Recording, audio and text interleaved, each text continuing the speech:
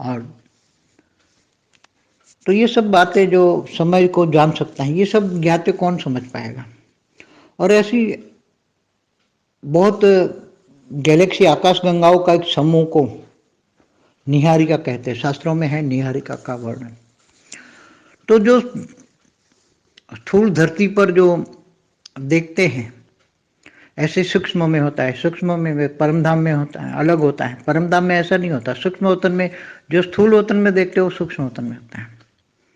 तो ऐसे महासूक्ष्म वतन जो गैलेक्सी हैं उसमें महासूक्ष्म वतन है, उसमें सब कुछ महागोलोक है, उसमें महागोलोक के बाहर जो आकाश गंगाओं में ऐसी कई नदियां हैं, जैसे गिरजा या विरजा नदी का कोई वर्णन है उसमें, ऐसे कई नदियों का वर्णन है।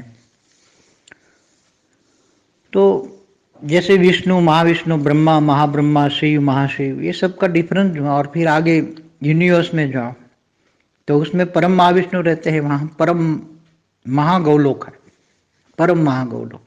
अगर वहां जाओगे तो परम महागौलोक में भी आपको कृष्ण की अवतार की बातें मिलेगी।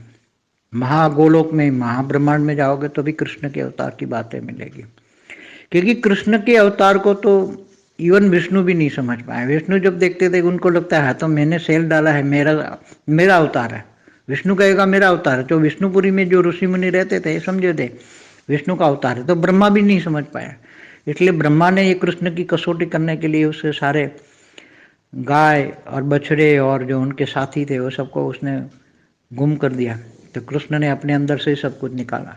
तो ये कोई भी कृष्ण अवतार इतना, इसलिए उसको क्या कहते हैं, कृष्ण अवतार को तो पूरा मायावी कहते हैं, जो समझ ही नहीं पाए कोई। कृष्ण अवतार को ना ब्रह्मा समझ पाए ना विष्णु समझ पाए। जब कृष्ण अवतार में, जब सोने की द्वारका में ये लोग आते थे मिलने, ब्रह्मा भी आते थे, ब्रह्मा विष्णु शंकर अनंत कोटि ब्रह्मांडों से ब्रह्मा विष्णु शंकर मिलने आते थे, देखते थे।